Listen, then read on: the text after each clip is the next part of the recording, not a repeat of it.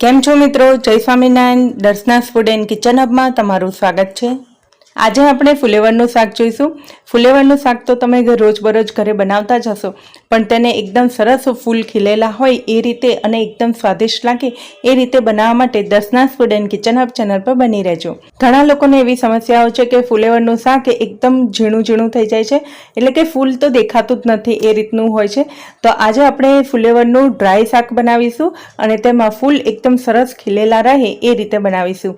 તો વિડીયો વચ્ચે સ્કીપ ના કરતા પૂરેપૂરો જોજો અને આ વિડીયો પસંદ આવે તો લાઈક કરજો ને વધુમાં વધુ શેર કરજો. ફુલેવરના શાકમાં આજે આપણે તુવેર, રીંગણ ને બટાકા નાખીને બનાવીશું. અહીંયા મેં 500 ગ્રામ જેટલું ફુલેવર લીધું છે. હવે ફુલેવરને આપણે કટ કરી લઈએ.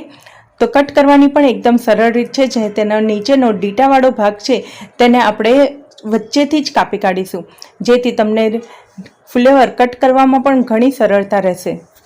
તો તમે જોઈ શકો છો જ્યાંથી જોઈન્ટ થયું છે ત્યાંથી જ આપણે તેને કટ કરી લઈએ છીએ, જેથી તેની બધી ડાળીઓ અલગ અલગ થઈ જાય છે. હવે આ રીતે આપણે ફૂલ એક લીધું છે, તેને વચ્ચેથી 4 કટમાં આપણે કટ કરી લઈશું. તમે જોઈ શકો છો આપણે દંડીનો ભાગ વધારે લાંબો નથી રાખવાનો. આમ કરવાથી ફુલેવર ઝડપથી ચડી જાય છે અને ટેસ્ટમાં પણ ખૂબ સરસ લાગે છે. તો દાંડીનો ભાગ છે તેને આપણે ઝીણું ઝીણું કટ કરી લઈશું અને ફૂલનો જે ભાગ છે તેને મોટા પીસમાં કટ કરીશું. તો લગભગ 1 ઇંચ જેટલો આપણે મોટો પીસ રાખ્યો છે. તો આ જ રીતે ફુલેવરને કટ કરવું.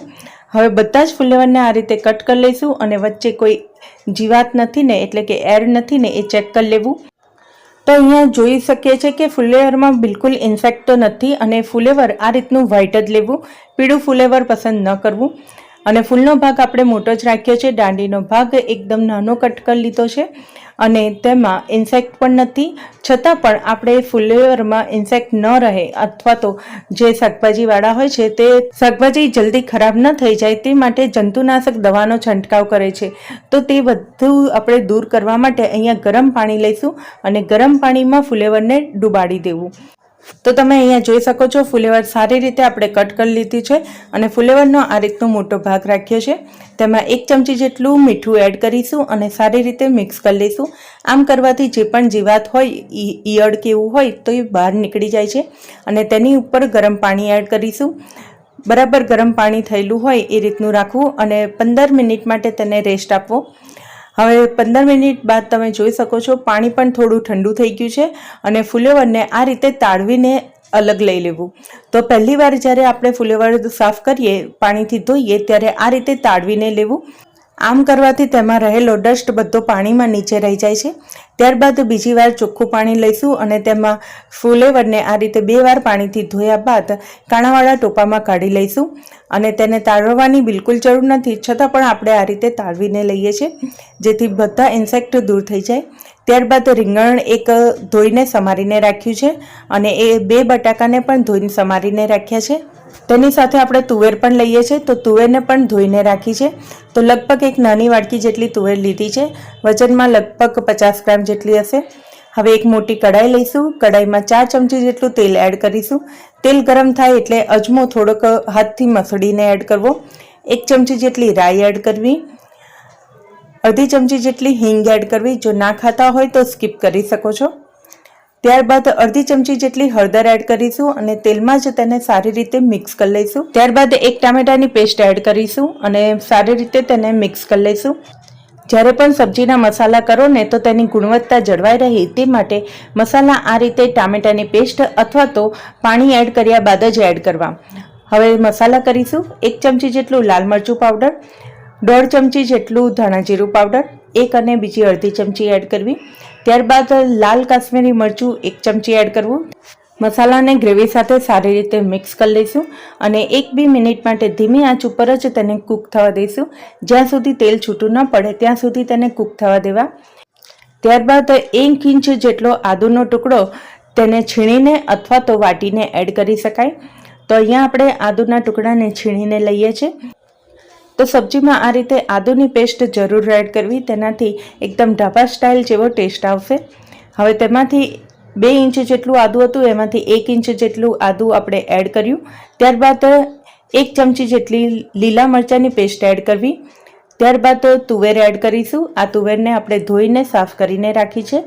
તો લગભગ 50 ગ્રામ જેટલી તુવેર એડ કરીને સારી રીતે મિક્સ કરી લેવું. ત્યારબાદ રીંગણ એડ કરવું. રીંગણ ઓછું એડ કરો અથવા તો ન એડ કરો તો પણ ચાલે. ત્યારબાદ 1-2 બટાકાને નાની પીસમાં કટ કરીને એડ કરી દઈશું. બટાકાને પણ છોલીને ધોઈને સાફ કરીને લીધા છે. હવે સારી રીતે બધી સબ્જી મિક્સ થઈ ગઈ છે. તેમાં ફુલેવર છેલ્લા એડ કરીશું. ફુલેવરને પણ આપણે સાફ કરીને ધોઈને રાખ્યું છે, તે બધું જ એડ કરી દઈશું. તો આટલા 500 ગ્રામ જેટલા ફુલેવરના શાકમાં લગભગ 5 થી 6 વ્યક્તિ ખાઈ શકે એટલી સબ્જી તૈયાર થાય છે. હવે આ સબ્જી ઝડપથી ચડી જાય તે માટે તેમાં સ્વાદ અનુસાર 1 ચમચી જેટલું મીઠું એડ કરીશું અને સારી રીતે તેને મિક્સ કરી લઈશું. આ સબ્જીને અત્યારે આપણે ગેસની ફ્લેમ મીડિયમ રાખી છે અને મીડિયમ ફ્લેમ ઉપર 1-2 મિનિટ માટે તેને કૂક કરીશું. ત્યારબાદ તેમાં 1 કપ જેટલું ગરમ પાણી એડ કરીશું. ગરમ પાણી જ એડ કરવું જેથી શાક સારી રીતે મસાલાની સાથે મિક્સ થઈ જશે. અહીંયા વધારે પાણીનો આપણે ઉપયોગ નથી કરવાનો કેમ કે આપણે અહીંયા ડ્રાય સબ્જી બનાવીએ છીએ. જો તમને રસાદાર સબ્જી જોતી હોય તો પાણીનો ભાગ વધારે રાખી શકો છો.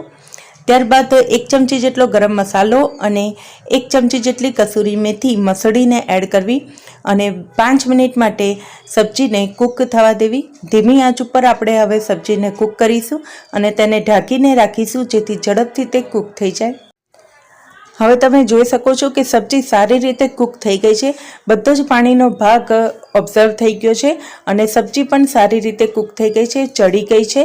તમે આ રીતે ફુલેવરને અને બટાકાને કટ કરીને પણ ચેક કરી શકો છો કે સબ્જી બરાબર કૂક થઈ છે કે નહીં. ફુલેવરનો જે મોટો ભાગ હોય છે તેને કૂક થતાં થોડી વધારે વાર લાગે છે. તેથી આપણે અહીંયા ડ્રાય સબ્જીમાં પણ થોડુંક પાણી એડ કર્યું છે. અહીંયા બસ એ વાતનું ધ્યાન રાખવું કે પાણી એડ કરો તો ગરમ કરીને જ એડ કરવું.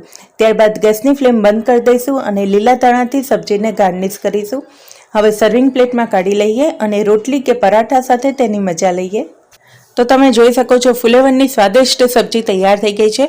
એકદમ સરસ ખીલેલી ફુલેવરની સબ્જી છે અને બિલકુલ તેમાં ફુલેવર એકદમ સોફ્ટ કે પછી પાણીનો ભાગ નીકળે એવી બિલકુલ નથી થઈ. કેટલીક વાર એવું બને છે કે તેમાંથી પાણી જેવો ભાગ નીકળે છે, એનો મતલબ કે તે વધારે ફુલેવરને પાણીમાં બાફી કાઢ્યું છે. આપણે ફુલેવરને બિલકુલ પાણીમાં નથી બાફ્યું. તેને શરૂઆતમાં આપણે ઢાંકીને કૂક કરીશું અને ત્યારબાદ તેને ખુલ્લું રાખીને કૂક કરવું જેથી તેમાં બિલકુલ પાણીનો ભાગ ન રહે અને ટેસ્ટમાં પણ ખૂબ સરસ લાગે. Darshana's food and kitchen hub ચેનલને હવે તમે ફેસબુક, ઇન્સ્ટાગ્રામ અને ટ્વિટર પર પણ ફોલો કરી શકો છો. ફરી મળીશું આ જ રીતે નવી રેસીપી સાથે. ત્યાં સુધી આવજો. બાય. Thank you. જય સ્વામિનારાયણ.